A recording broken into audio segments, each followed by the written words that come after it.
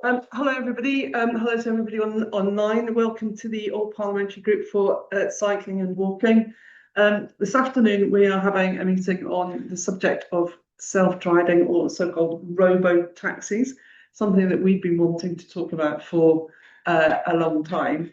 I need to explain to everybody here that although this is going to have a total and utter concentration on it, the rest of Parliament, there is a load of stuff going on this afternoon, not least the Prime Minister being grilled in the chamber. So we're a bit short on numbers of MPs this afternoon.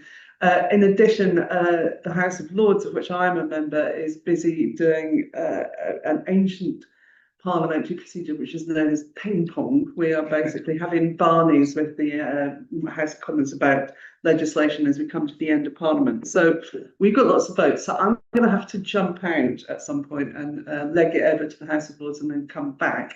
So between myself and Adam Kaufman, we will keep the show on the road between us. Today we've got 5 amazing speakers who are going to take us through all sorts of aspects of this new introduction of this new technology onto our roads. We have Jamie Hodgson, Policy Manager of Waymo, Dave Snyder, who is a sustainable mobility consultant from San Francisco, where it's much earlier than the day than it is for us. Thank you very much for joining us. Sally Kidd, Professor of Law at University of Leicester, who I think traffic offences are your main focus of study. Daniel Quirk, who's Senior Publicity Manager at Wave, and Jack Stilgo, Professor in Science and Technology Studies at UCL, where he researches governance of emerging technologies. So between them, they've got all the bases covered. That's the order in which they're going to speak. They're each going to speak for about 8 minutes. And then if you can, along the way, please be putting your questions into the chat. And Adam will gather them up and we'll make sure that they get put forward. So, and please add your organisation. Oh yeah, please do tell us your organisation. You know who you are. Sometimes we know who you are, but we don't always know who you are, and we should know who you are. So, with further ado, Jamie, over to you. Okay, thank you very much. Yeah, no, absolutely. So just to reintroduce myself, everyone. My name is Jamie Hodgson. I'm a public policy manager for Waymo, so I cover the UK predominantly. But I'm also covering some of our Western European markets as well. I'm just waiting for the slides to come up. Here we are. Hopefully the video works. It's coming. I think you had it in the browser as well, but we'll see if we go.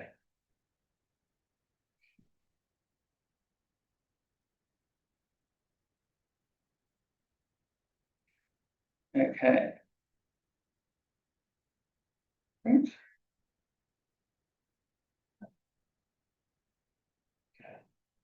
Okay, perfect. Next slide. See if the video works. Just click. Looks like an image. Try clicking again. No, that is working. Sorry. No, that's okay. Oh.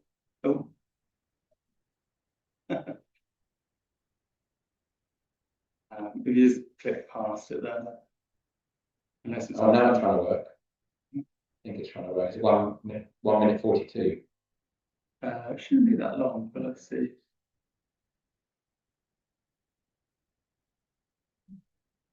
Around 1 in 30 over your lifetime. That means for every class of children, one of those kids could be killed or seriously injured at some point in their lives. I'm Susie Charman. I'm the Executive Director at the Robotaxis. We'll avoid videos. These are all available on our YouTube, of course.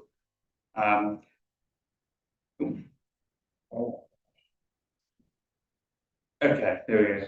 Back on mission as well. So that video essentially is a short clip from Susie Charman from the Robotaxis Foundation talking about her experience of riding a Waymo in the US. And I think it's a very accessible sort of video about how somebody who began as fairly skeptical about technology has now sort of tried the technology and found it to be reassuring in the way that it drives. And she actually talks about how the screen in the middle between the 2 seats it sort of helps build her trust because it's showing you what the vehicle's seeing, it's explaining what's going on, It's showing you other road users, including cyclists as well. And she says, it's really building my trust. And this is something that's really important to us at Waymo. Our goal is very much to become the world's most trusted driver. And it's why we do events like these to help explain the technology, answer questions, and listen to the community. So it's really pleased to be here speaking to you all today. Next slide. Yeah, so just sort of, there are three things here that I want to talk about. And the first is how we're building a safe, considerate road user. So you go to the next slide. Yeah, so first I want to talk about our safety approach. So our safety framework that we've been developing over almost 10 years is comprised of 12 different methodologies, and you can see this on the screen. You can also find the academic paper that supports all of this in the link below. One of those methodologies relates to vulnerable road use interactions. And I realise VIU has a slightly dividing view in terms of sort of its use, but for us, it's essentially those road users who are more at risk historically, whether they're cyclists or pedestrians or motorcyclists, e-scooter users. And we have a dedicated methodology as part of our overall framework that looks at all the data that's coming in from that continuous safety process that we're doing and says, does any of this mean that VIUs are more at risk? So of course, you could have a very robust safety methodology that actually, in the aggregate or under certain conditions, leads to greater harm for vulnerable road users. And so it's really important for us that we capture that risk as part of our overall methodology. All right. So talking about the vehicles themselves in terms of the technology, there's over 40 sensors that we use in our vehicles. You can see some of those detailed on the diagram there. And that's comprised of essentially 4 different modalities, if you like, 4 different types of sensor. One is LiDAR. So you can see what LiDAR sees, if you like, at the bottom left. That's essentially a laser, but it gives you a very high fidelity image of the world around you. We then also have radar, which is reasonably common on more modern vehicles today and helps you deal with close-up objects and helps you detect those objects. And then, of course, we have radar. We have a camera, so vision, and that's much like you and I would see. And then we have microphones as well. So those microphones help us detect emergency vehicles. Often they're approaching from behind. And you can see the same scene happening across those 3 modalities at the bottom. So this is a dog and a child running out into the road simultaneously. And you can see how those are captured by the vehicle's sensors there. And those sensors comprise 360-degree view of up to 3 football pitches worth of distance. So obviously really important to have the right sensors for the job. Next slide. So hopefully this video is showing, is more of a GIF, I suppose. But you can see here a e-scooter user traveling on the road. She potentially hits a pothole, not sure, and basically loses her balance. And the Waymo vehicle brakes and avoids her. So this is sort of an example of something that we see all the time, where we're operating currently in the US, and something that we expect to see in the UK, of course. And it's really important that our vehicles are able to safely respond to these kind of emergency incidents. Next slide. And you can see this playing out at the moment. So over those almost 200 million miles of rider-only miles driven, essentially where there's no driver at all and there's just passengers, you can see that we're having some really positive safety results as our vehicles operate. And we recently just updated those figures, and you can see that compared to average drivers in the US, our vehicles are performing really well. And you can find all this on our Safety Impact Hub online. Next slide. Yes, next slide. I think it's also important to talk about that we're not just operating vehicle, we're also operating service. It's a little bit of a blurry image.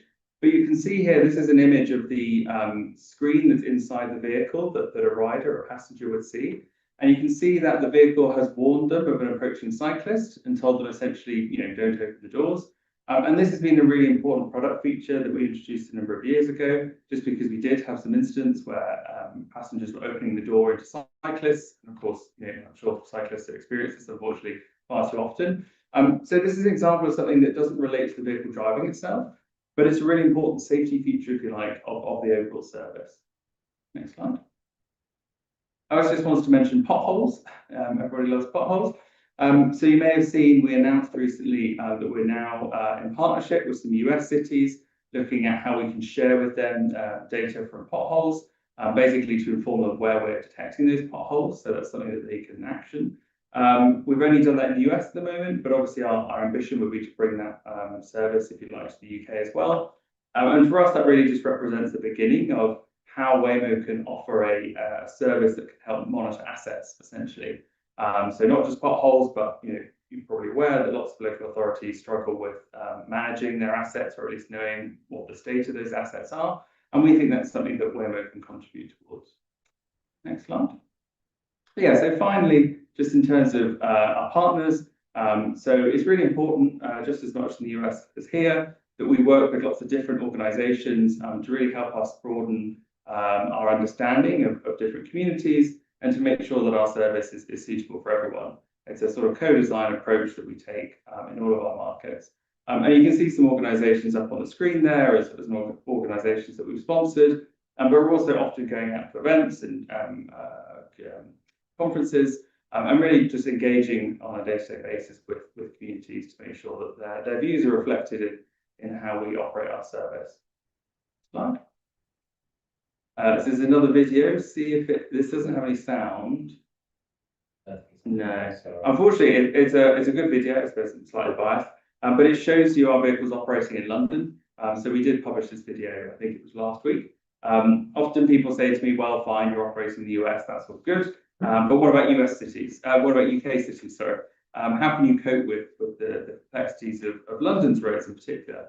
And I think that video that unfortunately you won't be able to see, but you can see on our website, really demonstrates our vehicles dealing with lots of different difficult scenarios and different scenarios in London and doing so safely.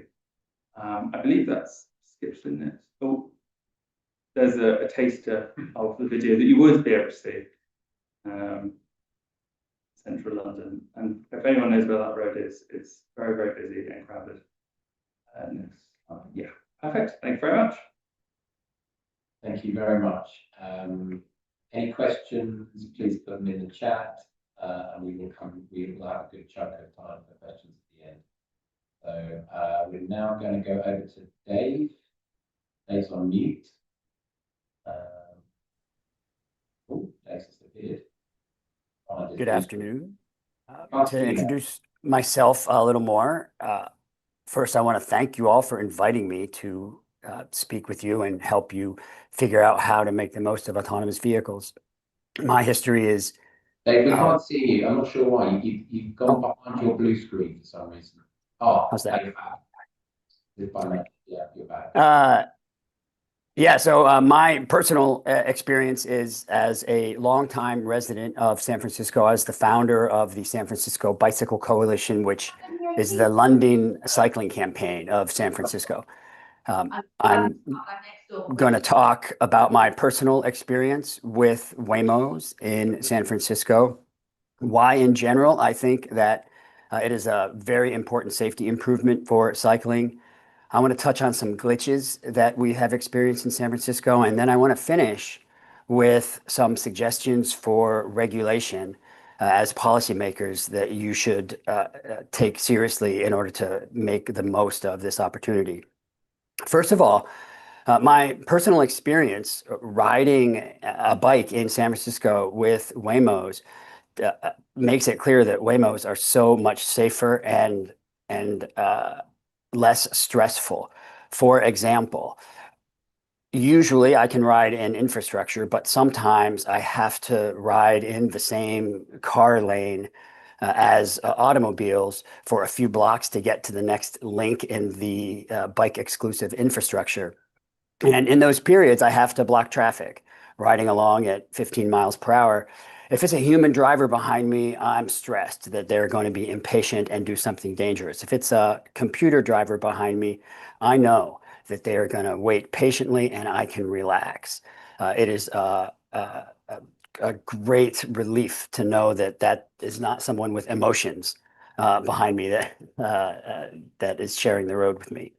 Another example is a curious one, and that is at four-way stops in the United States. When you approach a four-way intersection, of which there are hundreds in San Francisco, the rule is the vehicle to the right, if you get there at the same time, goes first.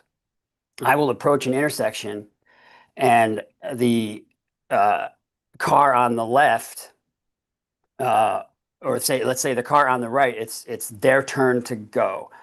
If that driver is a human driver, they are trying to be nice. They are also worried that I'm going to break the law. They don't want to hit me, so they wait. It's their turn to go, but they wait nevertheless. As a bicyclist, I don't want to stop. I want to slow down, let the car go, take its turn, and then continue through without having to lose all of my momentum. The Waymo car takes its turn.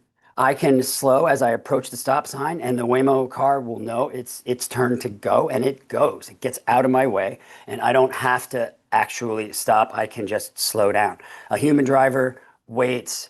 I have to decide, well, am I going to take their generosity and run the stop sign and be a scofflaw? Or am I going to insist on following the law and come to a complete stop and sign them through the intersection? So the consistency of following the rules and the knowledge that they're not going to be drunk or emotional makes it a huge safety improvement. I think why in general it's even going to be more important going forward is that as the number of electric bikes increases, and other kinds of small electric devices, the use of shared streets, of slow speed shared streets, is going to be a more and more important part of our sustainable mobility network. And to have vehicles that are guaranteed to drive at the slow speed limit and not over it is going to be very important to make the most of those shared streets as part of a sustainable mobility network. Even when you ride on infrastructure, it is good to know that you're not going to suffer a left hook from a driver that is turning quick across a protected bike lane and forgetting to check for bike traffic in that curb lane. The Waymo car will never forget to check and will never not see you. So overall, in general, it's a big safety improvement. We have had some glitches. If the cars get confused for some reason, say there's a flashing sign, say there's a crash up ahead, say the car itself got into a minor crash that probably wasn't its fault, or the worst, most recently in San Francisco, a large-scale power outage, the cars just stop. They stop sometimes in the wrong spot.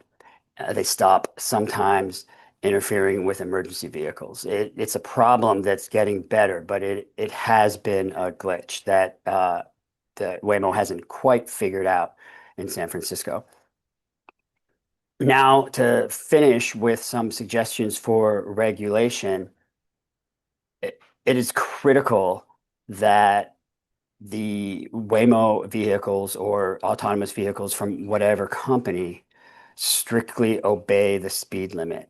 If they're trained on how humans drive in the United States, most humans drive faster than they're allowed. So far, Waymo has stuck strictly to the speed limit in San Francisco, and that's very important. They don't always strictly obey the law, however. There's a requirement to pull over to the curb when you drop off passengers, unless the nearest space to pull over is too far away. Well, that too far away is a judgment call, and Waymos have been known to just stop in the middle of the street when a reasonable spot to pull over was not far ahead in order to provide better service for their customers. And the city is having a hard time regulating and enforcing against that behavior. There are also times when, by necessity, the the autonomous vehicle has to break the law, such as, crossing the double yellow line to get around an obstacle, or inching forward to indicate that it's ready to go, even though it's not supposed to inch forward across the stop line. Those things are understandable, but you have to figure out how the authorities can enforce behavior as necessary when you can't give the driver a ticket. That's going to be very important for your regulation. And then finally, it would be great for you to be able to enforce fares and routes. That is, it would be great if you could require a higher fare for a trip in an autonomous vehicle that follows the exact route of a bus rapid transit line, for example, or a train line. If you've made a public investment in public transit, you don't want to compete with private cars on that same route if you can regulate it somehow. You also want to be able to require autonomous vehicles to take some detours. Perhaps you have a play street where you want the street to effectively be owned by its residents so that children can play a game of football. You want to be able to regulate that and force the vehicles to go around those areas. Human drivers would resent that. Human passengers in a computer-driven car won't care. So I encourage you to consider that as regulation. And then finally, remember that as policymakers, your goal is to provide mobility without people having to use cars at all. In that scene where the Waymo car avoided that person who crashed, that is such a great example of how Waymos are safer. It is also a great example of how we don't want to rely on cars, because if it were a human driver, they might have pulled over to ask if they were okay. If that were a street that had a lot of people walking and biking, someone would have rushed to that person's aid. The computer just avoided the crash and kept on going. We want a society full of streets with people walking and bicycling. That's the kind of place that we want. So when you regulate autonomous vehicles, remember that they serve a mobility system that ought to rely primarily on sustainable modes like walking, bicycling, and public transit, and pursue your regulation with that in mind. And that sums up my points. I'm happy to take any questions. Thank you. We're going to do all the questions at the end. Yes, we are. Right. Thank you. Thank you so much, Dave. That's great. Sally, offences, your area. Go for it. Wow. Hold on a second, I'm just going to share this. So yes, I'll be picking up on Dave's point about the need for proper regulation. It's all done and dusted, apparently. We have an automated vehicles up 2024, but most of it is not yet in force. And that was a product of a very long project. I think the longest project the Law Commission in this country has ever undertaken, about 5 years, I think. So the Law Commission was tasked by government to look at how we should regulate automated vehicles, had a number of consultation papers over several years. My expertise is in road traffic offences. I'm a professor of criminal law. I don't know much about civil law, I have to admit. So the civil liability aspects of this, I'm not going to be able to really answer many questions on. And actually, because we haven't yet had a law in force, I'm not sure how much I'll be able to say about criminal liability, but I'll say what I can about the statute that has been enacted. As I say, though, it's not yet in force. I was invited by the Law Commission early on to come and talk to them when they were thinking about how they were going to structure their project. And I did respond to the consultation itself. But I prepared this presentation on the basis of the questions that I was posed, which, I was asked, who knows about automated vehicles and the law. Not many people. There is a barrister whose name is Alex Glassbrook, who's written 2 books now on this topic. But other than that, I think we have very few who have much knowledge of it. Well, when Adam asked, I said I do know something. I've written an article on the Law Commission's report, which was published before the bill became an act, but basically the act has brought in most of what the Law Commission had recommended. So the sort of questions I'll be addressing is what happens when an AV is involved in a collision with another road user, or what happens if an AV breaks the law and a driver is in the driver's seat. Those are the couple of questions that Adam suggested might be posed, so I'll have a go at answering them. But as I say, most of this is in the future. So that's what I'll be talking about.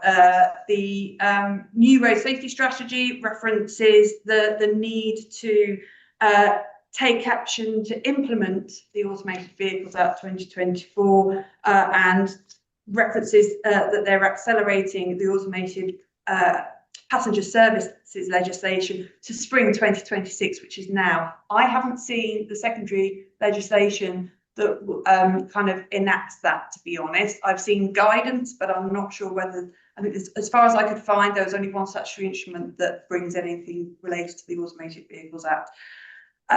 Okay, so next slide, Adam, thank you.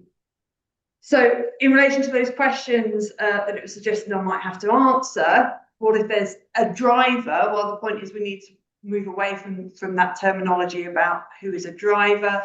I think what we're talking about, what James has been talking about in terms of Waymo and any of these systems coming in terms of passenger automated systems, and Jack probably knows far more about this than I do, is the non-user in charge vehicle.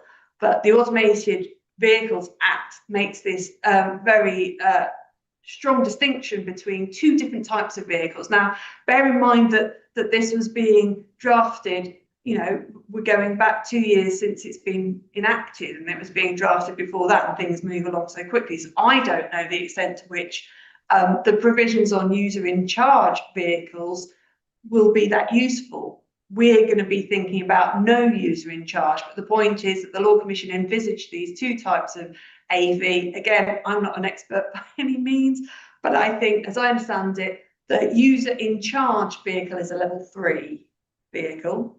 Yeah. And a no user in charge is a level 4 or 5. Now, the point here is that a level 3 vehicle requires somebody to be in the driving seat, and as I understand it, the pilots that are going on currently in London require a safety driver, i.e. a user in charge, but that's not happening under the automated vehicles at the moment. But the point is, a user in charge is that's the person who you would think of normally as a driver. They sit in the driver's seat. They are ready to take over control of the vehicle, what's known as the dynamic driving task.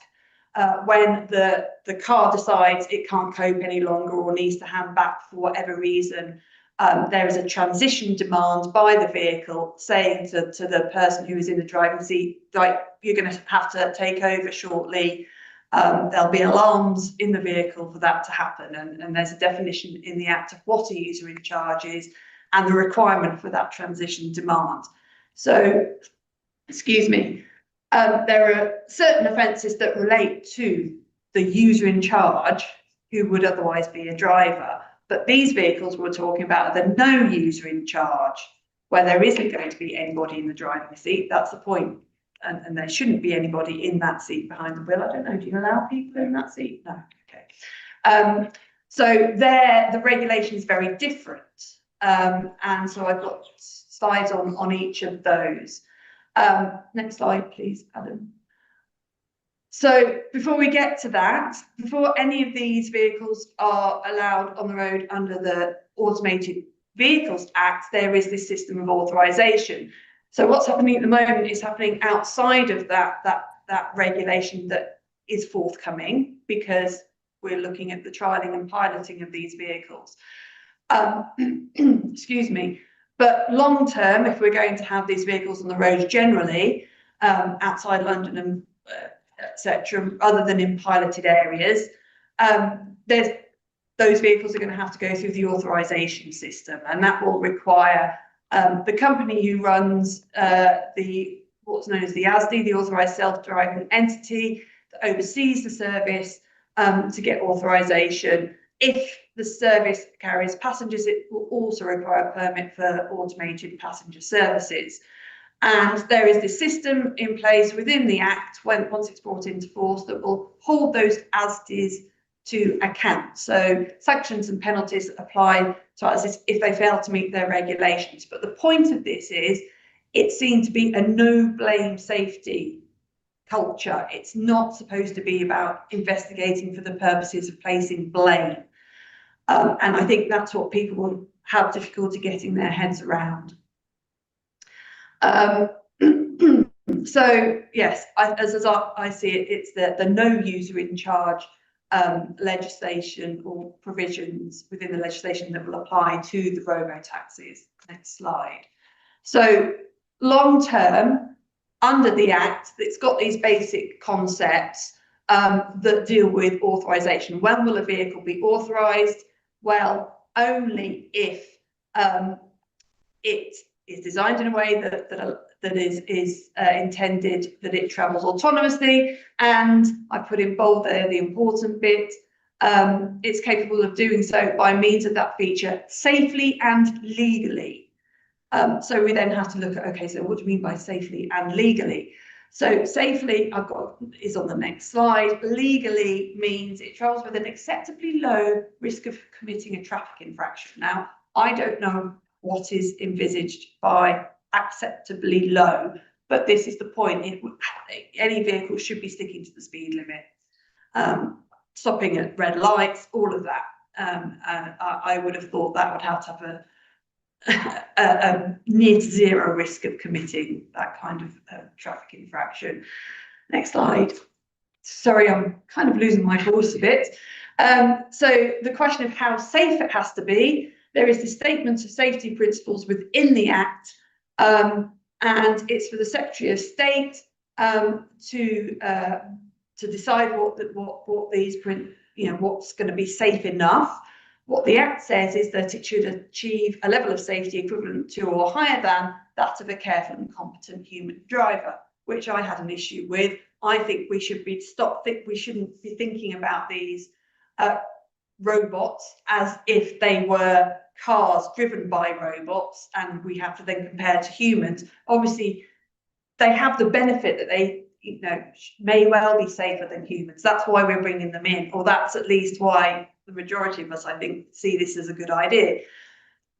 But we don't want to be comparing them to humans. Humans are so fallible. They must be better than humans in order to have any value at all, in my view. And obviously, the problem is there is no clear definition of what a competent and careful driver is, and what humans do isn't necessarily very careful or competent. So next slide. I should just say there was a consultation about what the principles should be, which closed on the 1st of September 2025. I've not seen anything come out since the consultation has closed about what those principles are going to look at. So the Minister did consult on them. Hopefully they'll be coming out shortly. But yes, going back to the Act, once authorization is placed, if these vehicles end up on the roads, we've got these two types of vehicles. I thought I'd start with the criminal liability of users in charge, because that was the question I was asked, was about if there was a driver in the driver's seat. That means if there was a user in charge ready to take over the dynamic driving task from the vehicle, what offences might they be committing? Now, the Act is very clear that whilst the vehicle is in self-driving mode, the user in charge is not responsible for anything. So, they have to be, the user in charge has to be competent in the sense that they have to have a driving license, they mustn't be under the influence of drink or drugs, etc. But whilst they're driving, they can do anything else. Whilst they're in that position as a user in charge and the vehicle's driving, they can be looking at their phone, reading a book, doing anything else. they have to be ready, though, to take over the control of the vehicle when there is a transition demand. And the Act envisages this very clear line between when the car is driving and when there's a transition demand, and then the user in charge reverts to being a driver. Once that has happened, once there has been a transition demand, then the normal offences under the Road Traffic Act apply to that person who was a user in charge and is now a driver. So as soon as that happens, they have to be ready to take over, to make sure that they maintain the speed within the speed limit, that they're paying attention, they're having to stop if it's necessary to stop, etc. So this is part of the problem, I think. I don't know, Jack, you'll be talking about that at all? Probably not, no, because you were just looking at no user in charge. But yes, that's the issue for those types of vehicles. Now, there's also an offence under this Act, the Automated Vehicles Act, that if there is a vehicle that requires a user in charge, and it's clear that this vehicle requires a user in charge, there has to be a user in charge for that vehicle to be moving. And if a person uses an automated vehicle without there being a user in charge, then they're committing an offence. There is a defence of that they didn't know that they needed a user in charge. Somebody gets into a vehicle, which is one of these vehicles requiring a user in charge, and they didn't know that, or couldn't be reasonably expected to know that he needed that. They are committing an offence, and if then death or serious injury is caused as a result of there nobody being there to take over the dynamic driving task, there is an aggravated offence that is the same basically as causing death by dangerous driving. And there's an additional offence which relates to seeing that this vehicle is not safe to be travelling in. But I don't think we need to worry about this for these purposes. Next slide. So this is the slide that relates to those who are running these robo-taxis. So the point here is that the criminal liability, it doesn't relate to what happens in terms of breach of the speed limit, or what we would think of as a human driver breaking the law, because we've got this no blame culture. So instead, if there's an incident of some kind, if there's a collision, particularly if there's a serious collision that results in damage or injury, then there's a particular requirement placed on these ASDIs to engage in the investigative process. And if they fail to engage in that process, then they are committing a criminal offence. Excuse me. Or if they fail to provide truthful information in relation to the vehicle and the vehicle records, then again they're committing an offence. If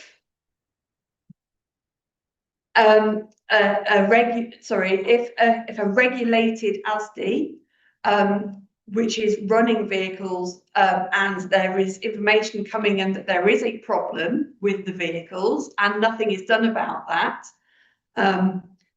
and they fail to disclose these problems to the regulator, and something happens in the sense of there being a fatal collision or a serious injury collision, then there is an aggravated offence that company then commits as a result of that failure. Other than that, if there is a fatal collision, basically we're looking at corporate manslaughter charges. Now, the corporate manslaughter offence is something that hasn't been used very much in this country since it was passed. And for example, it's not used much against those who currently have commercial fleets of drivers. I've lost these slides there. Okay, next slide. That's it. That's it. Yep, okay, so that was my last slide. Essentially then we need to rethink what we mean by what's going to happen if there's a death or serious injury. Don't expect, as Dave said in San Francisco, don't expect any kind of traffic report to be going from the police to those who are running these robo-taxis. It's more a question of they need the threat of that authorization being taken away from them if they fail to make sure that their vehicles continue to be safe. That seems to be, that's the deterrent to make sure that they're safe. Thank you, sorry. No, thank you very much. That was really clear and really informative. We'll come back to some of your points in the later point. Next on my list, Daniel from Wait. Sure, yeah. I'm just going to get your sorry. Well, I didn't think that. Do each other. Yeah, we Hi everyone, so my name is Daniel Burke. I'm Public Policy Manager at Wave, so work on a lot of our engagement at the policy and regulatory level. I've been at Wave for about 4 years now. So I'll tell you a little bit about who we are, what we're building, and our plans for new passenger trials this year. Go to the first slide. So a bit of background to Wave. So we're a UK-based company. We were founded in 2017. Our co-founder and CEO, Alex Kendall, was studying his PhD at Cambridge University in computer vision. So Wave has grown out of his thesis. And Alex very much was looking at the industry at the time and was kind of thinking about what was kind of the answer to solving this problem at scale.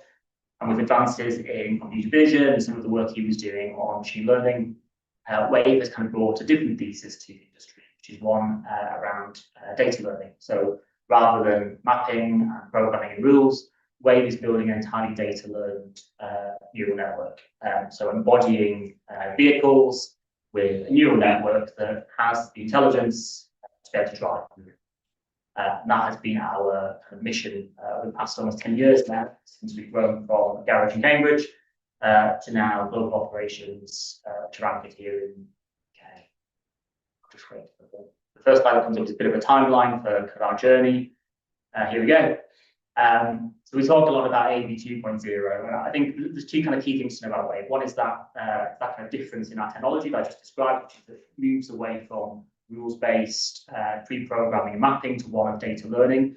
The other is that Wave is a software company. So we're not interested in building vehicles, we're not interested in running fleets. We're ultimately developing software that we would license and work with a vehicle manufacturer to integrate and embed on a vehicle platform. So we started off with kind of a proof of concept that you could use reinforcement learning to teach a car to drive in a city. And that was in the Twizy that you see on the left on some private roads in Cambridge. We then took that on to kind of busier public roads and grew to our operations in King's Cross, where we moved to in around 2019. So we moved from Twizy to a Jaguar Ride Pace. That was our first test fleet here in London, and from our King's Cross headquarters, we've been testing on public roads every day since we kind of came here. In 2021, we kind of gave our first demo of taking the models that were developed and learning from London and taking them to 5 completely new unseen UK cities. And this was a really important kind of learning point for the thesis of end-to-end learning. So the idea that you could take a model that has been trained on data in one place and deploy that in somewhere completely unseen, and you could still drive in the way that you as a human driver could go to somewhere new and apply your knowledge and understanding about how to drive without lots of extra training, without lots of extra math. So that was the first kind of generalization of multi-city.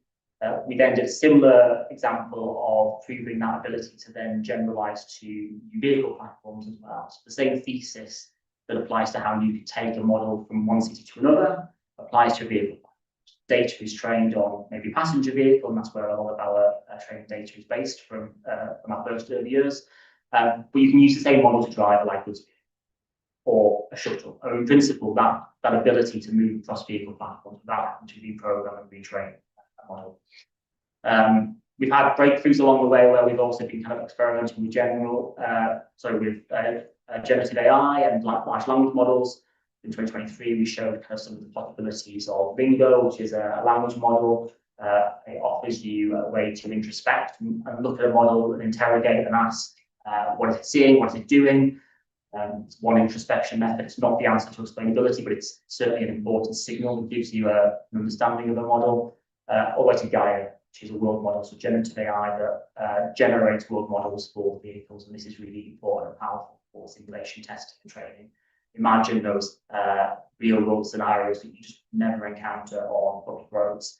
You need a simulation environment which you're able to generate, put the models to the test.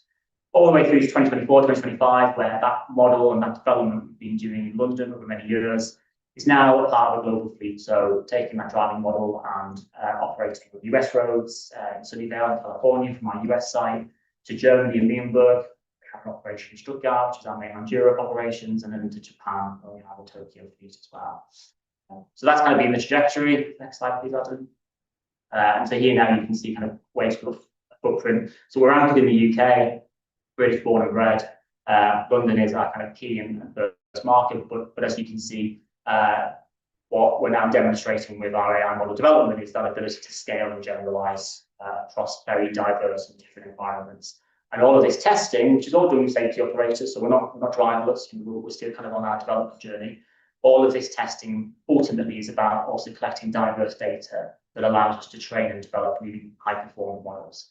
Because that diversity of data helps to really build performance and understanding of the world model. All the way through to last year, where we did driving in 500 cities. So we took that model and we drove across North America, Europe, and Japan, and demonstrated that model's ability to drive in different results across those 500 cities. Again, that's a really important proof point here about zero-shot testing. So the idea of being able to just land somewhere new and test from day one with the same model. There's no pre-programming, there's no mapping you have to do. You get going. Next slide. I also tried with videos, but my TPC failed. So this would have just given you some snapshots of some of those 500 cities, but just to reinforce the kind of the point that I said. So, it's about large-scale data, using that to build an intelligence that can really respond and adapt to new and unseen situations for any vehicle, built for scale, and for any environment. Next slide, please. And I just thought I'd kind of put a slide together quickly on kind of how we, I guess, think about some of the impacts and the benefits of AVs, particularly for an audience that's very interested in active travel. So, Jamie was talking about vulnerable road users earlier. It's a really important part of consideration in your testing. So you've all heard the stats around kind of the role human error plays in road safety. We all know as cyclists or as road users, some of the aggressions and the challenges we have interacting with road users. And we're also hearing and seeing from deployments in the US just how safety outcomes are really starting to show tangible results. So these are, I think, for us, some of the benefits. Next slide, which is our final slide. And so just to kind of quickly bring this to a close, kind of the key development for Wave this year is moving towards trials with Uber. So we will be launching a small supervised self-driving trial in London, subject to regulatory approval and timelines. That'll be available on the Uber platform. You'll be able to hail a Wave autonomous vehicle, but it will have a safety operator behind the wheel. And this will be our kind of first step towards introducing a service layer into the types of testing we've been doing today. And it's part of that very small gradual step towards driverless in the future.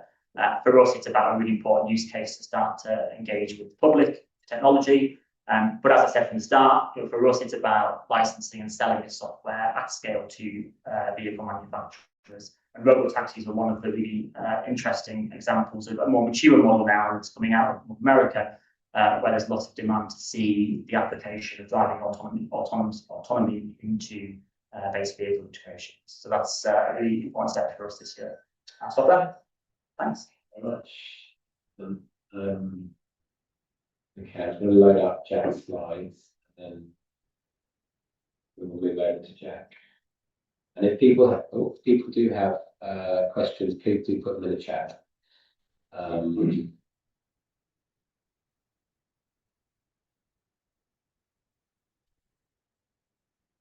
Adam, what I'm going to suggest is that you skip forward.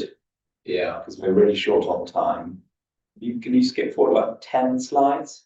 Unless you're in a hurry, we've got the room booked till 6. So unless you're in a massive hurry, we could. I think that's fine anyway. It's just Okay, so so let me just load them up first, and then we'll turn your words will start.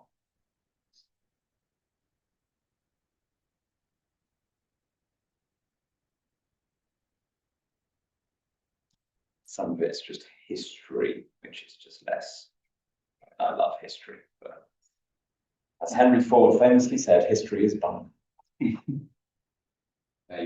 got 33 slides. Okay. Yeah. You want to go forward 10? Yeah, see where we're going to go forward 10. See my video Does the work. video work? Oh, That's what How I've did done that- outside my office. Oh, it's not working oh, now. well. It did work though. Worked briefly. So can you keep going forward? Let's see if it works. No. And I'll explain. Oh, there you go. Yeah, yeah, that's fine. There you go, isn't that beautiful? That's plenty of that. Okay, 10. We'll go Yeah, four. kindly step over Elon Musk getting his predictions wrong. Next one. He's a genius. Yeah, keep going. Totally flawless. You go. I mean, his genius is to avoid being held to account for getting his predictions wrong. Yeah, keep going. And one more.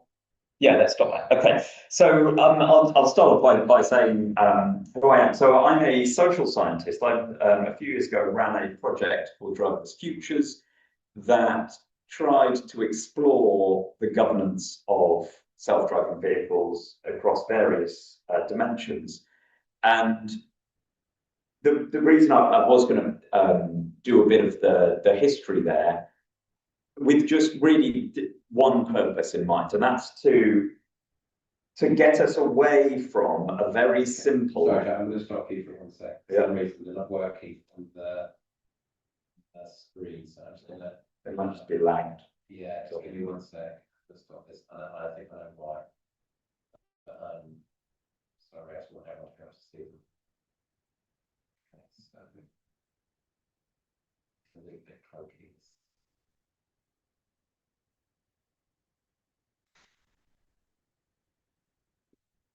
Right.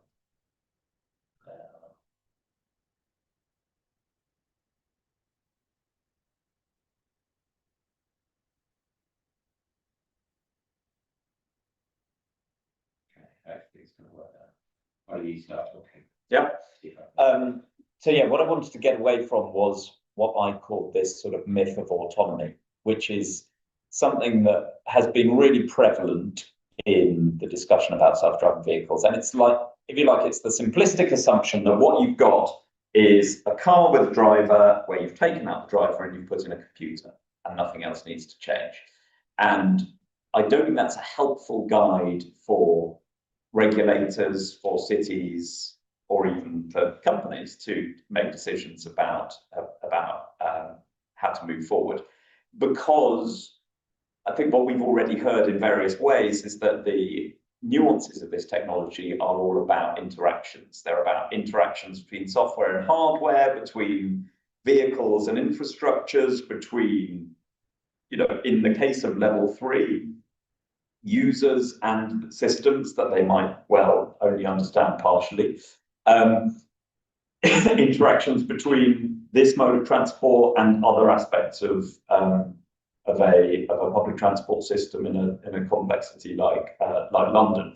So trying to understand a self-driving vehicle in context, I guess, has been my interest. I've done a lot of work looking at what happens when these technologies have gone wrong, because I think we can learn quite a lot from when technologies go wrong, because understandably companies will talk about their technologies going right. And it tells us quite a lot about what we need as society in order to learn the lessons that we need to make good decisions about how to realize the benefits of the technology and ensure that they're rolling out safely. So that at the end of this Driverless Futures project that I mentioned, a couple of us were asked, indeed, when Jamie was working in government, were asked by government to put together a report on responsible innovation with self-driving vehicles, exploring some of the sort of governance questions around this technology. And I've listed some of them on this slide here. We've already heard from Sally about the how safe is safe enough question and acceptable safety. I've got some survey data on that I might come to at the end. Questions of road safety, questions of explainability. In two senses. One is, do we know what these technologies are doing while they're doing it? And Jamie's spoken about what Waymo have done to make visible some of the decision making that their vehicles are doing in real time. But also, can we work out what happened when something goes wrong and we need to investigate in order to ensure that doesn't happen again? Some sort of neglected, but I think may turn out to be important questions about privacy. We've already seen in the US the realization among some people interested in privacy that these things are CCTV on wheels, and understanding what the rules are in the event that the police request camera data from them, I think will be key. My colleagues might know the state of that discussion. It just strikes me as a sort of neglected issue. And then we have a set of questions that aren't just about safety, they're more about the sort of, the uneven distribution of risks and benefits around this technology. Because I think one thing that we know is that anything on the road is not just a matter of absolute safety, it's also a matter of relative prioritization of different road users, right? We only need to look at the recent discussions in the UK about the highway code to understand how the distributions of risk and prioritizing particular road users and even the category of vulnerability becomes really important in that regard. And then there's some questions about transparency, labeling, public information, who knows about trials that are in operation, who is able to have a say on those trials. So all of those questions were discussed in that report, and I've added there some additional questions that will affect other areas of policy. Maybe they're not immediately road safety questions, but we know from the history of other forms of transport modes that these things become important. Just wondering what, so yeah, let's move on. Next slide. So I said that history is bunk here, but here's a little bit of history that is useful. We should remember when new modes of transport arrive, they're always accompanied by hype. That hype is a poor guide to making decisions about that technology. So with the arrival of the motor car at the end of the 19th century, start of the 20th century, we had the car lobby understandably engaging in quite a lot of persuasion. Next slide. What this meant in practice was a campaign, particularly in the United States. This is from the historian Peter Norton, who wrote a lovely book about the politics of how this played out. Campaigns to, if you like, give road space over to users of cars, shaming or in some cases banning pedestrians out of the road. So we saw immediate consequences of the growth of this technology. We also saw, next slide, second order consequences of this technology in the form of, over decades, pretty radical reshaping of landscapes and then reshaping of livelihoods, lifestyles, and obviously really hard to predict the magnificence of a place like Phoenix, Arizona from a Model T Ford released in 1908. But car dependence, right, becomes a serious policy issue that is tied to questions of prioritization and the demonstrable benefits of the new technology, which was the motor car at the time.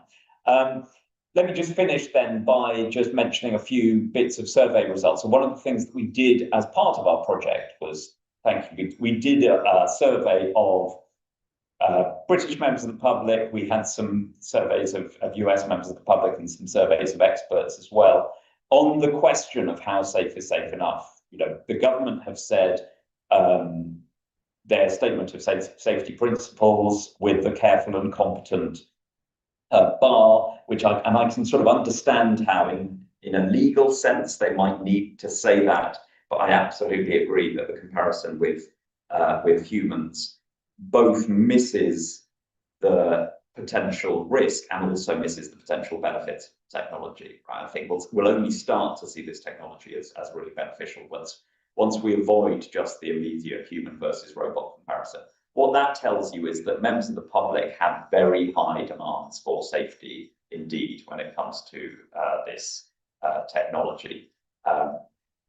They are unlikely to be satisfied with the response from people like Elon Musk, for example, who highlights that cars and their drivers are extremely dangerous. Right? We know that cars and their drivers are extremely dangerous, but just saying on average, improvements in safety will not wash. I think Waymo recognised this. Waymo have been releasing a lot of their safety data, which is great. We still need independent assessments of safety, but expect a high bar for safety, which means what I read, how I read into this is that members of the public are more likely to compare this technology to a plane or a train than they are to a car driven by a human being. Right, which tells you something about the potential politics of the technology. And then I've got some survey results on some questions that we asked. Next slide, on rules of the road and interactions on the road. And again, I won't dig into all of this. I can send the links to the full reports. There is skepticism that self-driving vehicles, even if demonstrably safer, should be able to behave according to different rules from human beings, right? So the idea of unruly technologies, which again is often proposed by tech people, is likely to be rejected by the public, right? They want these things to be law-abiding things. And then I had a couple more. If you just go forward, sorry, I think it might be, one more. There's rules about crash investigation. So we asked about what should happen in the event of one of these things being involved in a collision, because this has, the rules in the US have been worked out in a slightly chaotic way through a series of incidents. A lot of those incidents have been settled out of court, so we haven't really got to any good governance principles in that regard. It's something that I know the UK government are very keen that the UK gets right, because there's a sense that the US hasn't got this right. Rules about data sharing in the event of collisions, for example, and what should happen next. And just at the bottom of that, there is a little bit of the comparison between public responses and expert responses on whether these things should follow the rules of the road, to show that experts and public may disagree on those questions. I will finish there because I think it's probably more valuable for us to have a discussion about all that stuff. Thanks, Ed. Okay, great. So I've got one first question actually. When you say experts, who are these experts? Yeah, good question. So a lot of them are people that we had interviewed as part of the project. You'll see the number there. This is why we're cautious about the findings. The number there is very small, so that's basically a sample set and it's largely self-selecting as well. But who were they? Sorry, people involved in developing the technology, people involved in researching the technology. So it's a mix of universities, companies. That's a real red light there. I mean, 29 plus 14% disagree or strongly disagree. Yeah, but very, very, very small samples. What I take out, and the inspiration for a question like this was the sort of work that my colleagues have been doing earlier on something like genetically modified foods, where the gap between expert assessments of benefits and risk and public assessments of benefits and risks was large. So we just wanted to see if there were any indications at all that we might have some similar sort of divergences. I don't want to read too much into 77 people, but yeah, fair enough. Who kind of know what they're doing initially. Right. Okay, right. I'm gonna stop the slideshow and stream. Yeah, okay, cool. Right. Do we have any questions? No questions. I've got some questions. But Ollie, as our sole representative of this. De facto chair now. De facto chair, although you refuse to sit in the chair. No, right, but it doesn't say chair. Have you got any questions, Ollie? I mean, many, but I could assist for the radio, I've seen half of this, or I couldn't make the rest of these. I wasn't expecting to make any of this actually, because I was speaking in a debate about maternity care, but I was called first, which never happened before. So, yeah, no immediate questions for me, just because I've only seen half of it. Okay. Someone's put their hand up to talk, but Ben, I'm sorry, if you can put a question in the chat, that'd be really useful. Oh, maybe he's put his hand down now. Well, I've got some questions. You do. And the first question I'd like to ask is for Wave. I do get confused. Sorry, Wave. See, there you go. 50-50 chance. Your names are so similar. It's really confusing. I'd like to know, you talked about your vehicles and monitoring the roads for defects, potholes, whatever you want to call them. Yeah.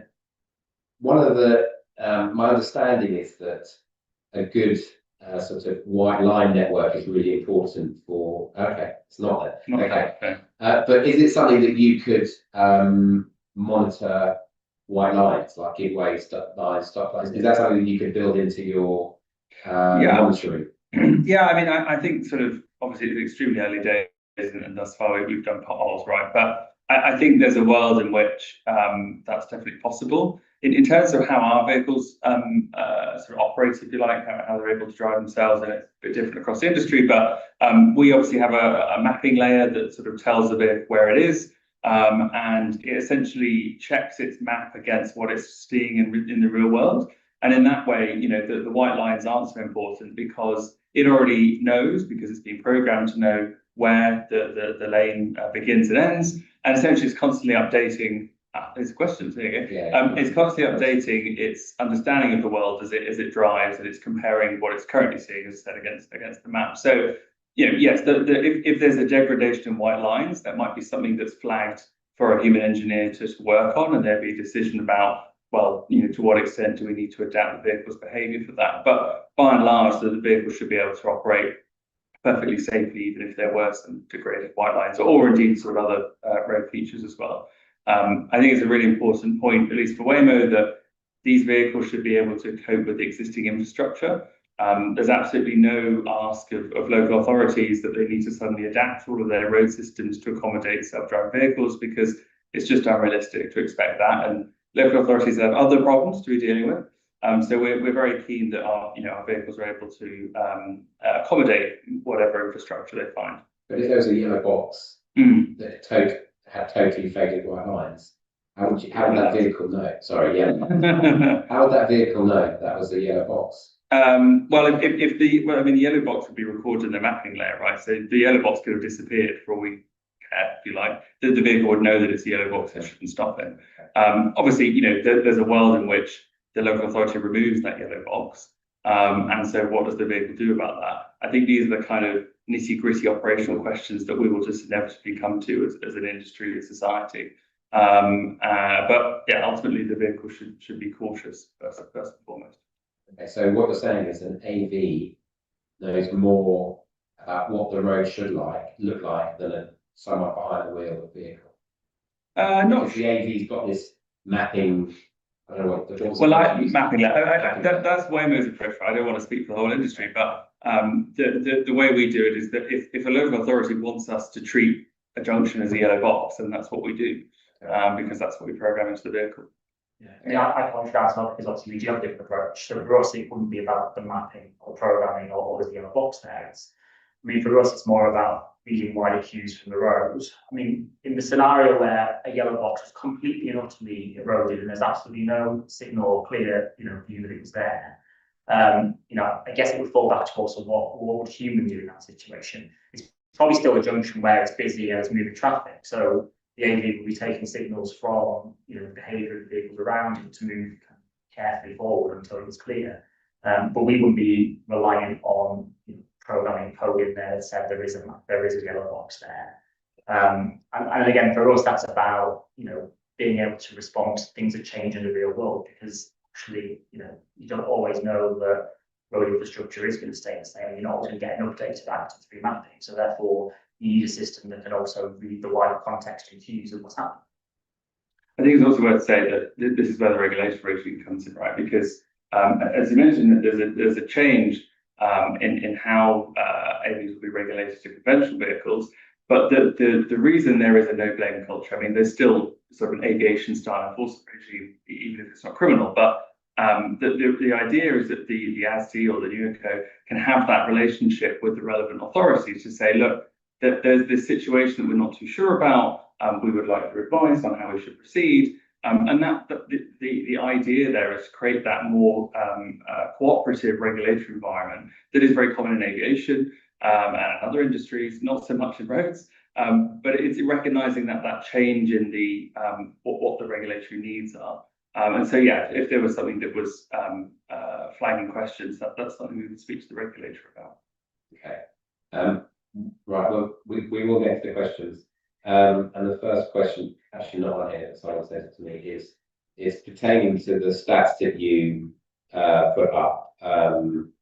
92% fewer serious injury or worse crashes, and 82% fewer injury-causing crashes. There's still quite a lot of crashes involving serious injury or injury. Can you elaborate on that? Yeah, so often it's because people are rear-ending the vehicles and causing whiplash for our riders. So those stats come from there's a US regulator for the National Highways Transportation Safety Administration. I believe that's the right acronym.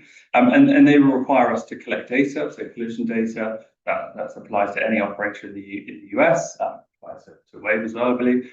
And essentially that sort of standardizes what data you have to report. So a good example of that is that factored into our safety stats is the fact that there were several occasions quite early on where a rider opened a door into a cyclist.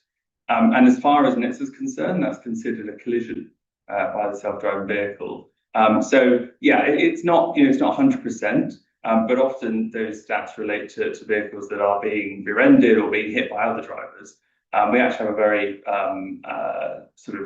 safe performance, if you like, in terms of engaging with other drivers. And those collisions that have occurred, that have been caused by us, if you like, have been extremely low speed and have largely just been because there's a difficult situation that we're trying to manoeuvre. There haven't been sort of the high speed collisions that lots of people are concerned about. And what about with cyclists, pedestrians? Yeah, so I mean, do you want to dive into detail too much? I would have to defer to more than happy to have a follow-up conversation. So, I mean, if you look across the, all of this public, of course, is all on both NHTSA's website and our Safety Impact Hub. If you look across, I believe it's over 200 million miles. We've had, I think, roughly 5 incidents involving vulnerable road users. So 3 of those were people opening the car door into the cyclist, and of course that was captured. But also there was a situation where, for example, an e-scooter rider shot out from behind a parked car, and the vehicle braked, and they had minor injuries. But obviously we weren't able to sort of defeat physics. But we found in that analysis that the vehicles were able to stop much more quickly than the human would be able to. So there's still plenty to learn. But I think if over the course of 200 million miles you've had that few incidents and none of them have been serious injuries, I think that's a really positive sign for this technology. But the safety never ends. We have to keep improving our system and learning from what we're experiencing on roads. And that's just as much the case for the UK as for the US. And if a cyclist is door, so to speak, not very much time. Yes, no, it's what's the situation in terms of compensation if they have to have time off from work or physio or get their bike repaired, etc., etc.? Are you guys effectively? Unfortunately, I'm not a lawyer. I can't speak for how we do it in the UK, and obviously the UK would be very different to the US. I'd have to ask probably our insurance lawyers about how that would work. There is obviously insurance legislation for self-driving vehicles, the Automated Electric Vehicles Act 2018. Whether that would necessarily pick up that situation, I don't know. I'd have to defer to lawyers. Sorry, can I just ask, can I just ask Dan if you've got any, Daniel, if you've got any, if you can report any incidents involving pedestrians and cyclists that you're able to share with us? So I mean, we don't like publish data on performance, partly because I mean we're all safety operator led, so it's a very different type of operation, right? I mean, obviously the scrutiny for driver hours is very different regulatory kind of framework. But also we've been very proud of our like testing track record in London, which is very good. So there's no blame, so no asphalt incidents. A bit like Jamie said, a lot of our interactions tend to be kind of being rear-ended by other road users, including cyclists. So they're kind of some of the examples we've had. But there's been no like fatal significant impacts or injuries. But as I say, what I will say is like we're still all of our operations with safety operators, so obviously they are our kind of key safety redundancy, and they are also very aware of what's happening around the vehicle. As we move towards driverless, you involve different levels of safety redundancy, there's different reporting mechanisms, as the AV Act comes in play, huge amounts of data recording and sharing that is required for all manufacturers. So that's how you then work through investigation. If I may chime in, I'd like to. Sorry. Thank you. I'd like to mention that a collision caused by a passenger opening their door into the path of a cyclist is legitimately attributable to the AV. The technology exists for the speaker in the car to say, do not open the door, a bicyclist is coming, or to not allow the doors to be open in that case. And those collisions are not necessarily trivial. We've had fatalities as a result of people crashing into open car doors. So I wouldn't dismiss that collision as you know, an unfortunate small thing at all, and I wouldn't dismiss it as something that's not preventable. Can you cover this? Yeah, it's just you might already have covered this a bit that I've listened. Apologies if so. I suppose the challenge with this technology and maybe lots of other things is you can do trials on a relatively small scale in most places with a few autonomous vehicles around. I mean, maybe somewhere in America there's a lot more of them, but a lot of those sort of small scale trials, they're pretty hard to use as a proxy for what would happen where they're like, I don't know, when you start to get 10, 25, 50, 75, 100% of things as cars as autonomous vehicles. So how do you feel you can try and evaluate, like try and simulate what that would be like when it's on a much larger scale, given that at the moment it's very hard? And what are the risks of not being able to do that if you don't really can do that? Thank you. Please, you want to be the only one to... I think it's the right question, right? And I think we can ask that question in terms of safety. We can ask it in terms of access to transport as well. So Jamie said, understandably, they don't expect infrastructure to change, but also it's really notable that Waymo are in places where there is lots of money and already a fairly well-developed infrastructure. That is not where most of the road safety challenges of rich countries are, nor is it where there's most of the transport needs actually in countries. So I think there's a sort of geography to it. I mean, I have no idea. I would love to know if Waymo are planning to, you know, send their cars also to rural Wales and places that have just had a bus route closed, right? Where also, if you're a pedestrian or cyclist, it's far more dangerous to be on the road. London is one of the safest cities in the world in terms of road safety already. So, you know, the claim to be tackling a road safety problem is much harder to sustain here than in other places. So the geography of it, which often gets forgotten, I think becomes really, really important. Certainly whenever anybody asks me, when are we going to see self-driving cars, I always say the question is not when, it's where. Yeah, where, I mean, just to sort of give a picture of that. So we've been operating in the Bay Area for roughly sort of 5 years. So we started just outside San Francisco. and we sort of scaled the service since then. So if you look at the Bay Area as a whole, that's roughly 260 square miles, and that's served by roughly 2,000 vehicles, just under 2,000 vehicles. So I think that gives you a sense of both. You can serve quite a large area, and London is larger than 50 square miles, of course, but you can serve quite a large area with a fairly small fleet. And I think that sort of also goes to the concern, quite rightly, people have that there'll suddenly be a flood of vehicles arriving on roads. I believe there's roughly 100,000 taxis. 130,000. 130,000, thank you. Private hire, that's private hire. Private hire, yeah, exactly. I don't know how many Taxis. there are, sure. But there's a huge number, right? How many in San Francisco? It's 100,000. No, it's no more than 2,000. No, 100,000 private hire vehicles in. Oh, I see. Oh, yes. So you were, I don't know. you were 4% of, no, 2% of their fleet. Yeah, I don't know the number for TNC or PHV equivalent in San Francisco, but it sort of gives you a picture of, even after 5 years of operation in San Francisco, what does this look like? Yeah, I mean, the other challenge you've got is kind of like how do you navigate and bring data together to start showing that big picture when you've got lots of very different types of services and trials reflecting different contexts and access. Like if you're in a rural employment versus in a city, there's also kind of context there to how you bring data together. But again, it is a key part of the regulatory framework that's coming in play through the UN. The in-service monitoring and reporting has aggregated periodic data as well as your very specific incident data, with a view that gives regulators, national authorities, an ability to build a bigger data set over time for how these systems are performing. But the challenge is like standardizing that data so it's actually meaningful scale. Okay, I think we should roll through some of these questions. I get to go in a minute, so. Do you have any more questions, No.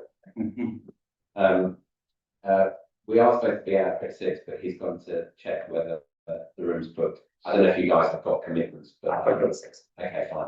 Well, let's whiz through some of these. Margaret from Parliamentary Advisory Council for Transport Safety, PATS.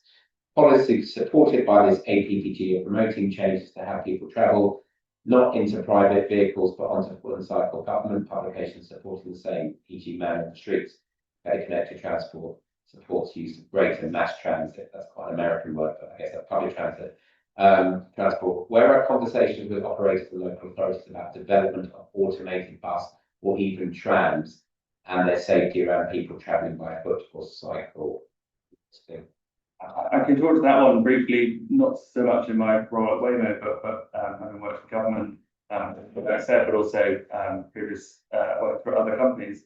I think the challenge here is the technology is still quite new, and the availability of this technology for public transport is difficult. So when I was working in a previous company that was focusing on shuttling and the more public transport elements, we would often go to local authorities to say, let's have a conversation about how we can help with your public transport network. But for them, it felt very intangible. They had a limited amount of money, and they weren't necessarily going to spend it on something that hadn't been proven out yet. And so it was very difficult to make that business case for public transport automation.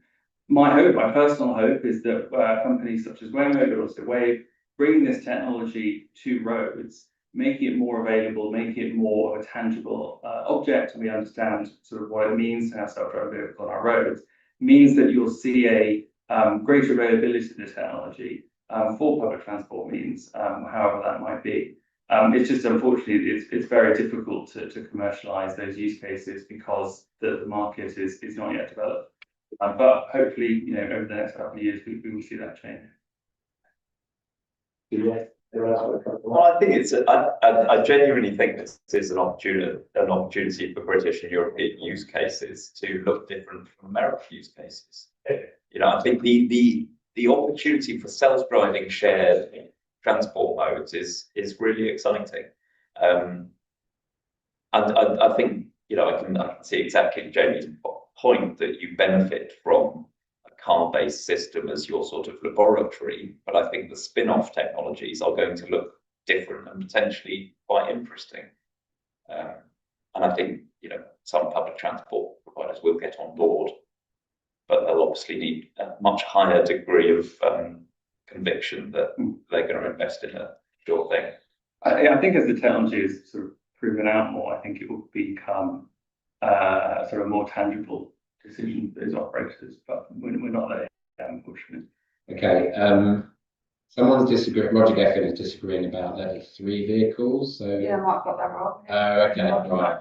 So user in charge vehicles, level 4 vehicles, level 3 vehicles where a driver might have to take over an emergency, simply what happened. I don't know if that's an opinion, but that might be opinion.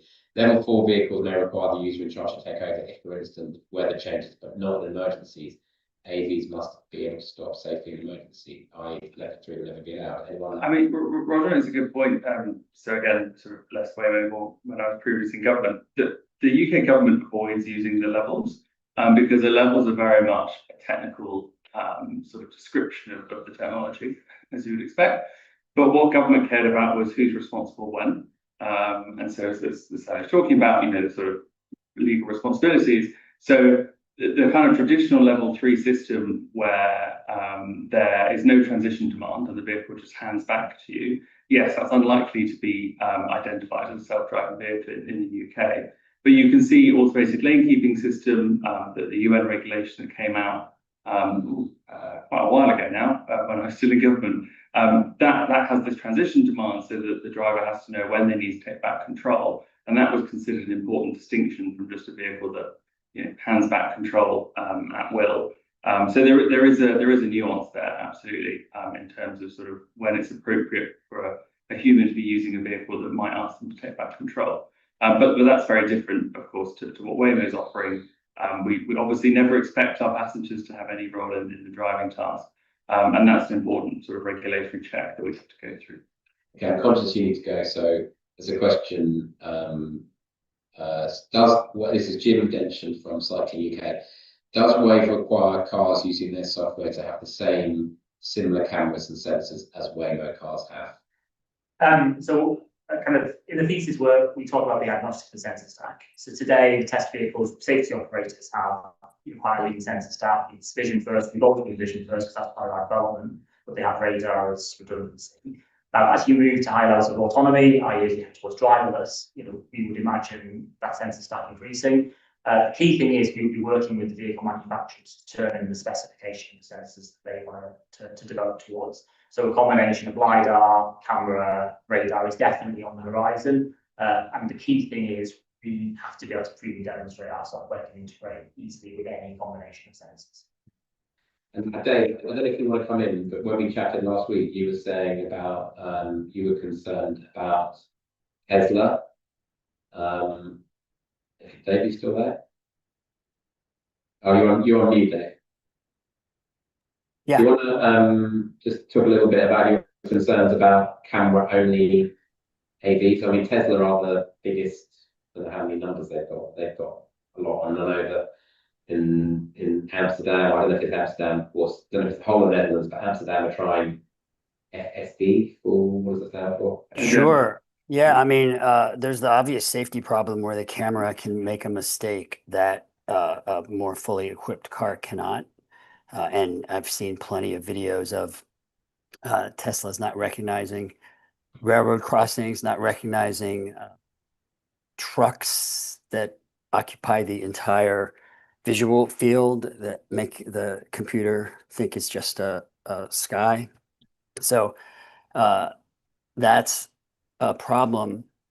But there's a social and policy problem also, and that is that to the extent that we can allow even partially autonomous vehicles, the kind that you can operate yourself until you get on a freeway and then not have to drive, will enable longer commutes and more sprawl. It will enable and make pleasant a trip that otherwise would not be pleasant. People would choose to live in a transit accessible place, but not if they can jump in their car and eat lunch and watch a movie for a 45-minute commute. And that's not a good social result.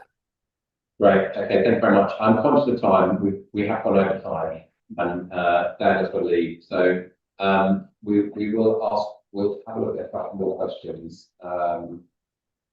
Thanks for coming.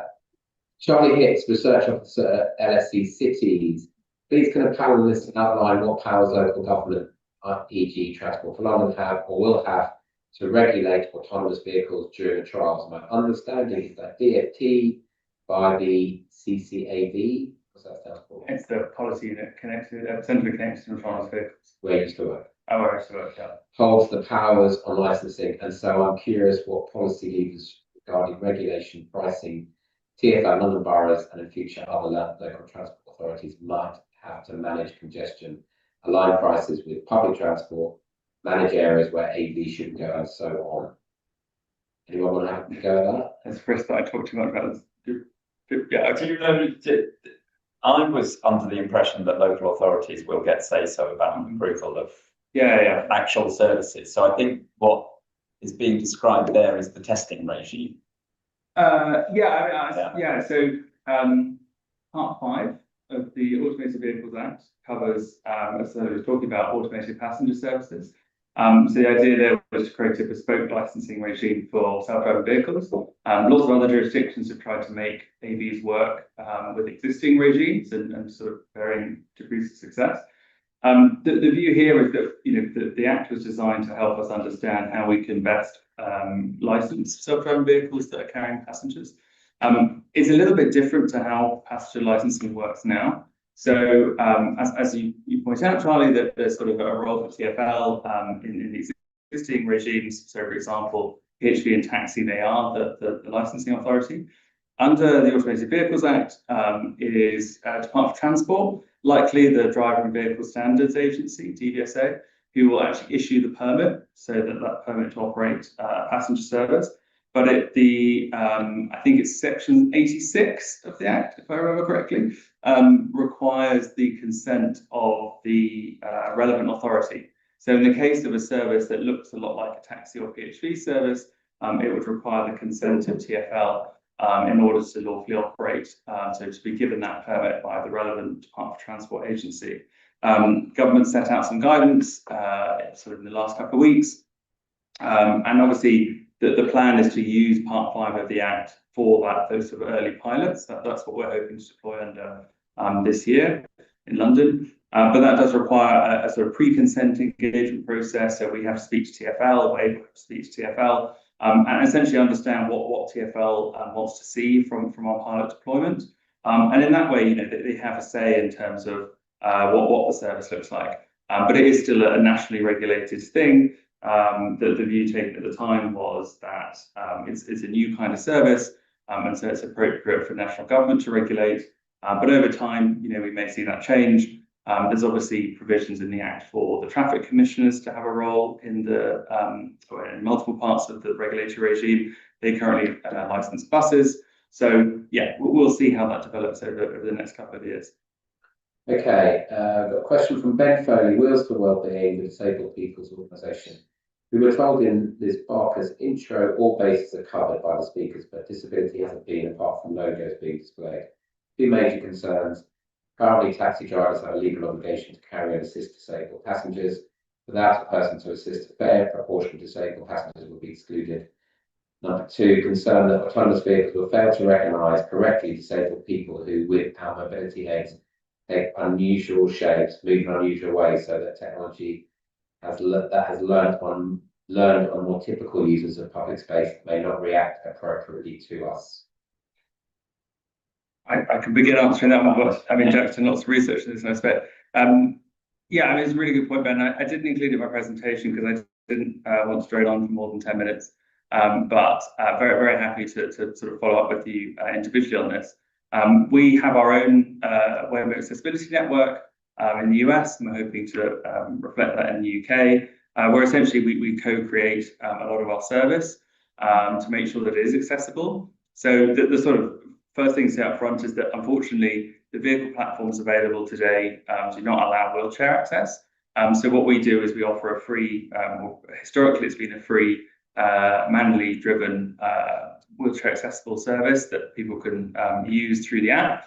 So they can say, I need a wheelchair, please can you send that vehicle to me? So that's sort of a really important part, but there's more to accessibility, of course, just wheelchair access. In terms of how we build the service, there's very much a consideration of the whole journey. So there's lots of features on the app, for example, to enable it to be more accessible. So there's the standard stuff around, if you're partially sighted, or if you have a limited auditory situation, you can use the app in a way that others would be able to too. So it's not exclusionary in that sense, but also in terms of what the service offers. So you can select minimize walking time, so the vehicle will sort of route in such a way that you don't have to walk as far inside the vehicle. I talked about the screen, but you can also set it up so that it will actually tell you what's on the screen rather than you having to see the screen if you can't see the screen. And we've actually now introduced there's 3 layers, so you can say I don't want any information shared, or auditory information. You can have a moderate amount, or you can have a lot.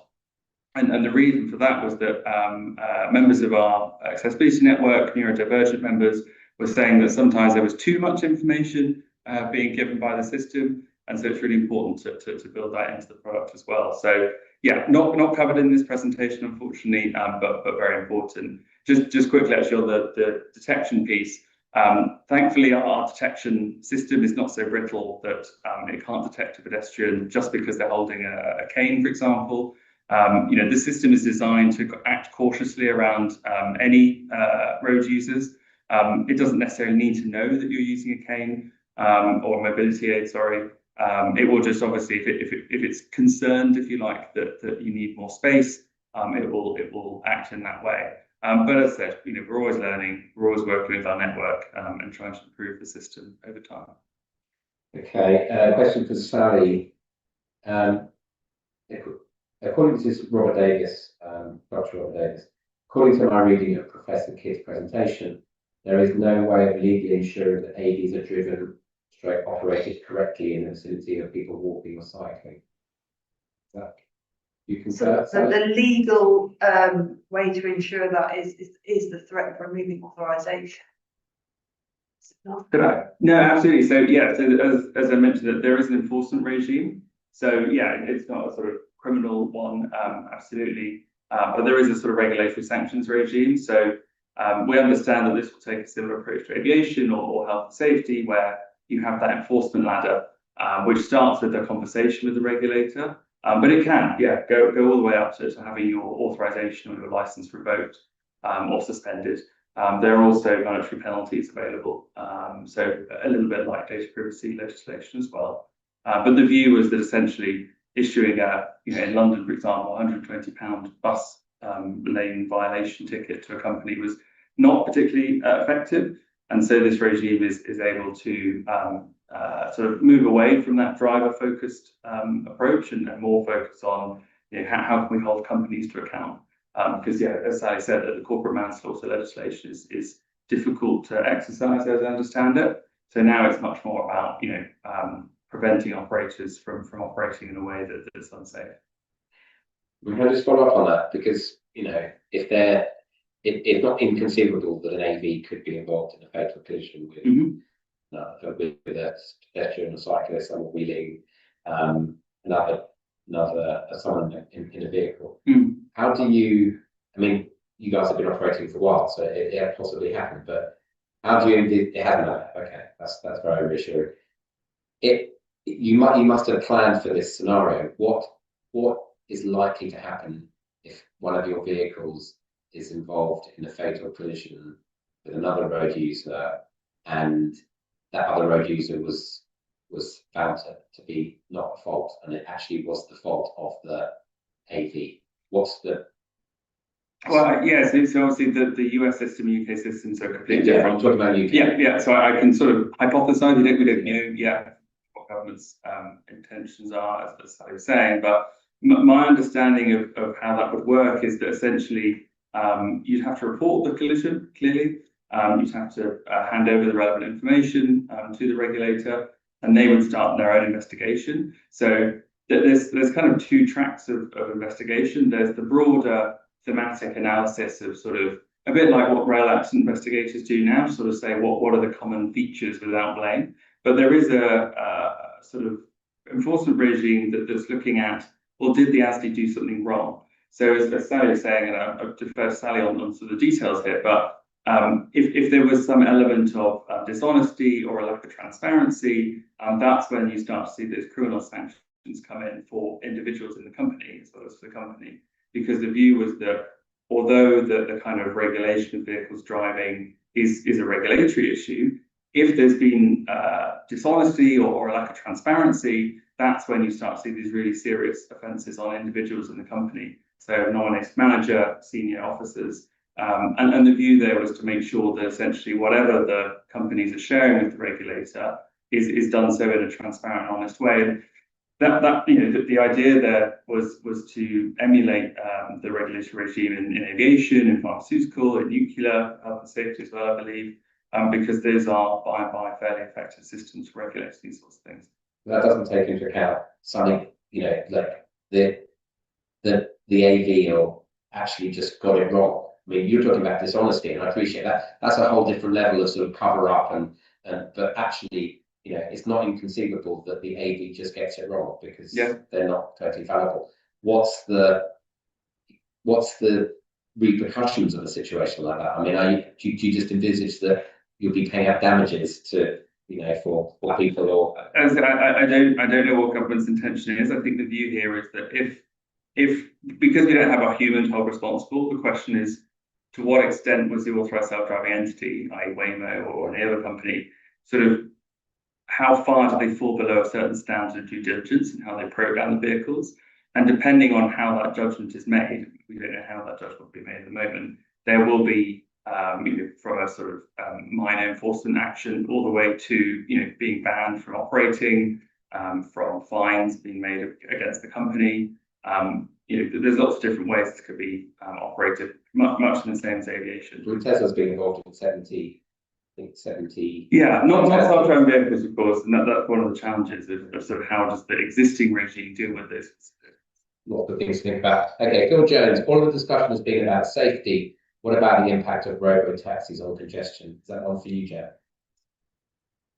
I mean, it's impossible to say, except in a world in which the scale gets so great that, you know, it starts to create a massive headache, especially for a place like London that very successfully has been reducing the amount of cars in its city centre. But not zone 3, 4, and 5. Right, but I mean, my guess is that Waymo is now getting to a scale in San Francisco where they're having some of those sorts of effects, and it's been quite interesting that some of Waymo's headaches have related not to immediate dangers, but to, you know, clogging up a city that needs to get about. There's a sort of mundane aspect to this that maybe is not as likely to be a concern if you're a pedestrian or a cyclist, but certainly the emergency services in San Francisco started to get really annoyed with this, and Waymo, I'm guessing, are desperately trying to fix those glitches. But it is, yeah, it's one of those. If you think about Waymo in London, you know, the big policy dilemma is that Waymos are still cars, right? And London has been trying to get them out of its city centre. And yes, to the point about those suburban roads, yeah, but that's not where the money is. You know, the incentives are clearly to operate in the city centre, where congestion charges have been very successful. Okay, we've got 4 more questions from 2 more people. I'm going to ask Tom Bogdanovich from the London Cycling Campaign. How does the cost look in the future? Elon Musk said robotaxis could cost £30,000, and analysts say trip costs less than £1 a mile or within the ballpark. What impact could there be on regular taxis and shared bikes and cars if a world of is a world of robotaxis alone as suggested by bloggers credible? I don't know one for you, Jack. Robotaxis alone, no. Right, so I'm constantly reminding people that we still haven't fully transitioned away from the horse. So, I mean, a world of robotaxis alone is really easy to imagine, but, you know, it would take a seriously brave / authoritarian government to enact that. On the first one, Jamie. In terms of the cost, yeah, it's really difficult to say. It's such early days of the technology, and yeah, as I said, even in San Francisco, the fleet sizes are fairly small. I think it's early days really to say definitively either way. Although our focus at the moment is on automated ride-hailing services, there's no reason why in the long term the technology couldn't be used for other modes. So yeah, it's a question of tangibility. And just sort of market availability for the technology. So yeah, we shall see. Europe may end up being very different to the US, as it already is. So. And I'll add, just because Jamie can't, Waymo's cost model has been under investigation by the US Congress. Congress people want to know about, for example, ratios of remote operators to numbers of vehicles and things, and the future cost scheme for the whole thing depends on how all of that plays out. There's a lot happening behind the scenes, so just because you remove a driver, it doesn't take away a whole person's worth of wages.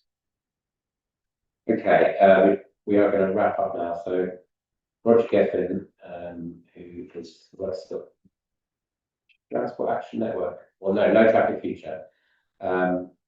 He's got two questions. They're quite long, but I'm going to quickly whiz through them. Jack highlights that at present the public is calling for a high level of safety, but most people are currently thinking themselves as potential victims of AV failings, not as AV users. I'm reasonably confident that in practice the government will initially set high safety standards, not least because Waymo can meet those standards, even if Tesla can't. But is there a risk that there will be pressure to weaken the regulation and permit AVs to become more aggressive or risk-taking over time, as more and more people start viewing themselves as users rather than as potential victims? So this comes back to, I think Sally alluded to it, that the whole thing about speed limits. I think it was Sally, I'm sure. I might have got that wrong, but I'm amazed that there isn't an expectation that AVs must stick to the speed limit. There is in the UN regulation. Yeah. In what? In the UN, in United Nations regulation. So not in the US. I think in the US the view is you have to follow the highway code, and so it's stated that you have to. But the view here is that, as Sam is saying, the vehicles have to drive lawfully, and so if the law requires you to abide by speed limits, then that's a sort of stated requirement, and that would be part of the regulatory process. It might not be stated in primary legislation, but it's certainly part of the regulatory. I mean, when I chatted to Dave last week, he was saying how when he's cycling around a Waymo vehicle, it's very predictable, it's very calm, he's really assured, he feels really safe. I mean, it was really interesting to hear that. But what happens, Tesla, haven't they got like a sort of, I don't know what they call it, but a sort of setting where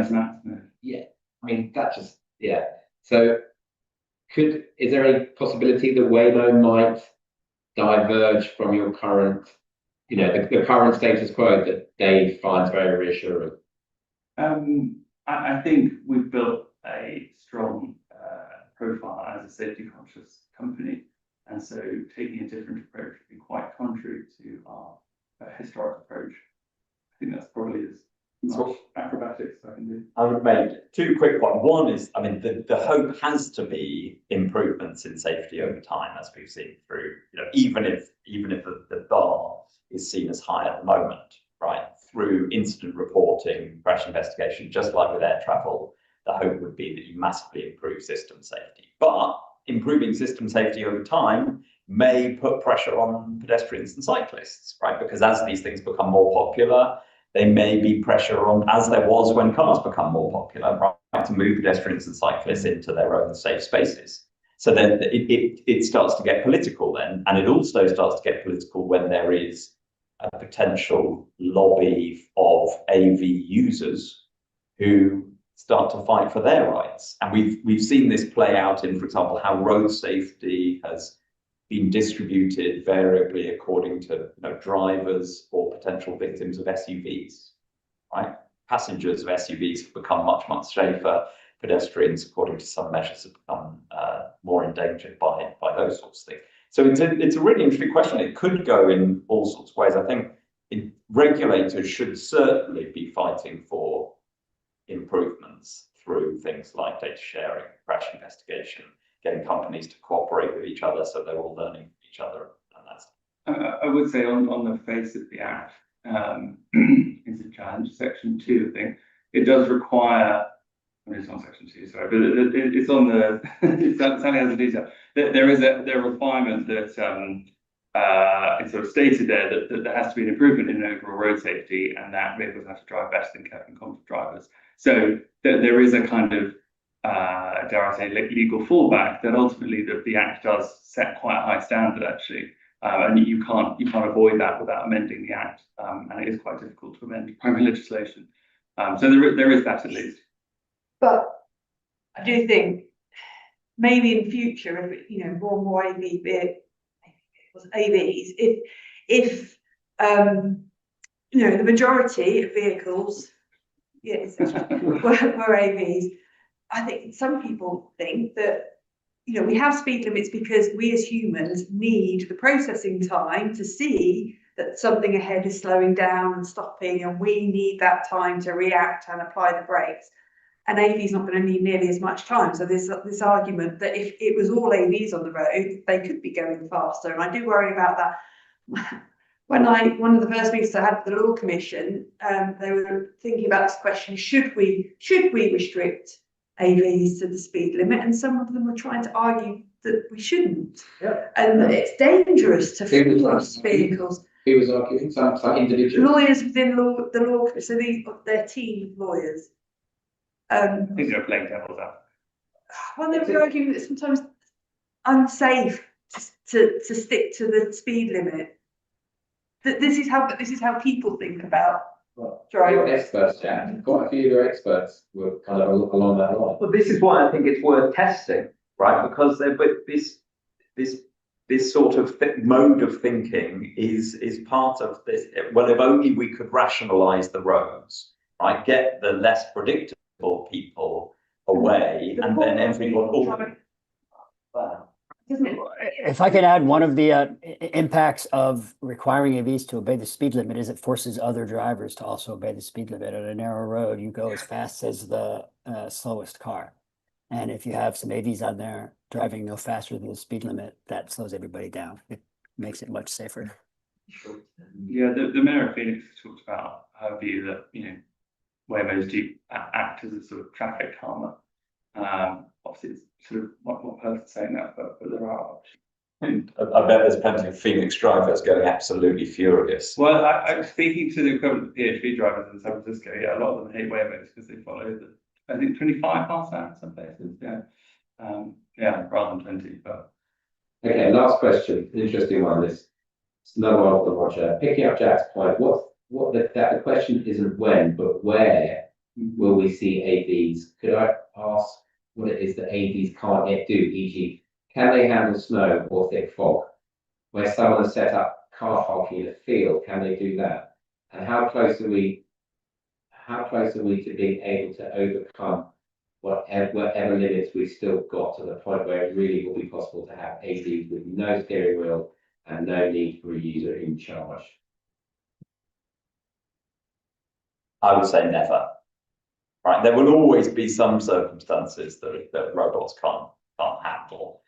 So sorry, do you mean never in terms of snow, fog? Oh no, never in terms of everything. Oh, okay. Right, in terms of all the possible. So this is what I think level 5 is a pointless distraction.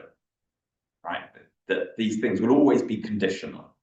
That's, I guess, what I'm arguing. I'd love to hear Jamie. I mean, if Jamie can say where the sort of current edge of Waymo's models are, I guess that's going to be quite difficult for you to say. But because I remember a few years ago, right, Waymo saying we don't want to come to London because it rains. Right, genuinely, weather was a big problem for Waymo back in the day, and it's now a solved problem. Right? Yeah, I mean, this is why. So there's a whole suite of United Nations regulations about this that apply in the UK, and also UK domestic legislation. Basically says you have to prove that you can operate safely where you want to operate. We've never said that we can operate anywhere and everywhere, and nor do we think that's a sensible safety approach. So in our view, you as the person applying for approval in whatever market, within the UK, for example, you have to be able to say why you're able to handle the relevant features there. So we will get those questions in the UK about, what level of rain is too much rain. And to my knowledge, I don't believe there is a limit these days. But there will obviously be features in other markets that make it too difficult, and we wouldn't want to operate there, because if we can't satisfy ourselves with the safety performance, then we don't think we should be talking to regulators about it either. Because we have our own reputation and just ethical approach that we want to make sure our vehicles are safe enough. I'd have to say I don't know either one. I mean, I think San Francisco gets fogged, doesn't it? I mean, it does get fogged. We can operate in fog now. I have to stay there. There are Norwegian companies who see their USP as being dealing with Arctic conditions. So, it's, and we will see this sort of mixed economy, but I think the sort of meta principle that I think it's important to hold on to is that things will always be conditional. meta, not as in not certain. As far as I know, they're not developing a self-driving vehicle. Okay, that's come to the end of the questions. It's been great. It's been 2 hours. Thank you so much for staying and answering questions. I don't know if you want to sum up any final points, or if you were talked out. I don't know. I think I've talked enough. Probably. Jack, how does the future look? I mean, like in 5-10 years' time, when we're looking out at Parliament Square, do you think we'll be seeing?